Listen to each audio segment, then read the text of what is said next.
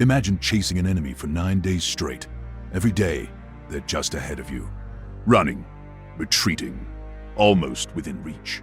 Your army is 80,000 strong. Theirs, maybe 20,000. Victory feels inevitable. Then on day 9, they stop running. They turn around, and in 6 hours they kill almost everyone. This is the Battle of the Kalka River, 1223, the day Europe learned what the Mongols really were. And trust me, this gets dark. The year is 1223. Eastern Europe is a mess of squabbling kingdoms. Russian princes fight over territory.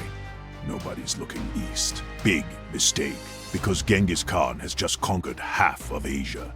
China, Persia, Central Asia. Millions dead, civilizations erased. Now he sends 2 generals west with 20,000 horsemen. Subutai, the strategist who never lost. Jebe, the arrow that never missed. Their mission? Find Europe. Test it. Break it if you can. First target, the Cumans, tough nomadic warriors who control the western steppes. The Mongols annihilate them in weeks. The survivors flee north into Russian territory, bringing a terrifying warning. These riders don't fight like anything we've seen. Today they destroyed us. Tomorrow, they're coming for you. For once, the Russian princes listen. They actually unite, something almost unheard of. The army they assemble is massive. 40 to 80,000 men, Russian cavalry, Cuman horse archers, infantry. But before battle, the Mongols send diplomats with a simple message. We only want the Cumans.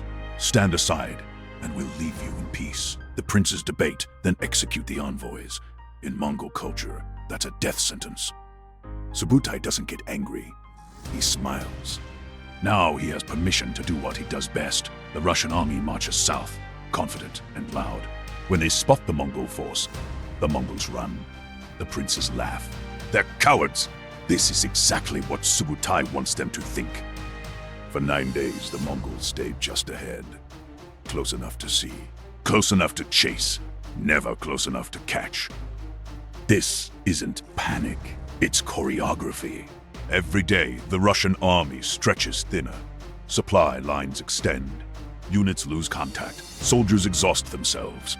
Worst of all, the princes start competing for glory. Mstislav of Galicia pushes ahead, trying to catch the enemy first. Stislav of Kiev holds back, more cautious. Stislav of Chernigov takes another route. What started as a unified army becomes 3 scattered forces. Meanwhile, Subutai is watching everything. He knows exactly where each unit is. He knows they're exhausted, scattered, overconfident. Day 9, the Mongols reach the Kalka River. And they stop running. Mstislav of Galicia arrives first with the Cuman cavalry. He sees the Mongol force, smaller than expected, seemingly disorganized. He doesn't wait for the other princes. He attacks immediately. Exactly what Subutai planned. The Galician Cuman forces charge across the river. The Mongols appear to break and retreat. Then the wings close. Hidden Mongol cavalry appears on both flanks.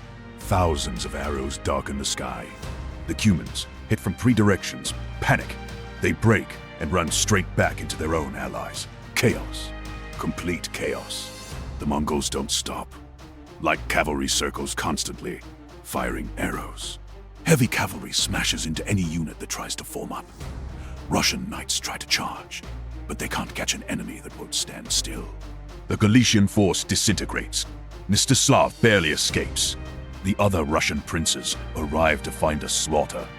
They try to form defenses. It doesn't matter. The Mongols pick them apart piece by piece.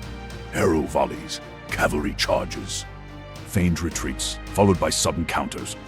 By nightfall, tens of thousands are dead. But the battle still isn't over. Mstislav of Kiev had fortified his forces behind wagons on high ground. For 3 days, he holds out. But there's no escape, no water, no relief coming. The Mongols send an envoy, a Russian commander who switched sides, with an offer: surrender. We promise safe passage. We swear on the cross no blood will be spilled. Mstislav is old, tired. His army is destroyed. He surrenders. The Mongols keep their word, technically. No blood is spilled.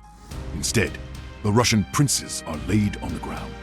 Heavy wooden boards are placed on top of them, and then the Mongol commanders build a platform over the boards and sit down to feast. As they eat and celebrate, the princes beneath them are slowly crushed to death. This isn't just cruelty. It's symbolism. The message: the rulers of Rus died beneath Mongol feet. After the massacre, the Mongols do something nobody expects. They leave. No occupation, no conquest. They just disappear back east. Because this was never meant to be an invasion. It was reconnaissance. Subutai's mission was to gather intelligence. How do Europeans fight? How are they organized? How strong are they? He got his answer. They're divided. Their tactics are outdated. They're easy to manipulate. The Battle of Kalka River killed tens of thousands. 6 Russian princes died. An entire generation of nobility was wiped out. But the real damage wasn't the casualties. It was the intelligence the Mongols gathered. 18 years later, in 1240, they returned, but this time with hundreds of thousands of men. Russian cities burned, kingdoms fell. The Mongol yoke descended on Russia for over 2 centuries, and it all started here at Kalka River, with a test run that Europe failed catastrophically. The scariest part, this was just the Mongols warming up.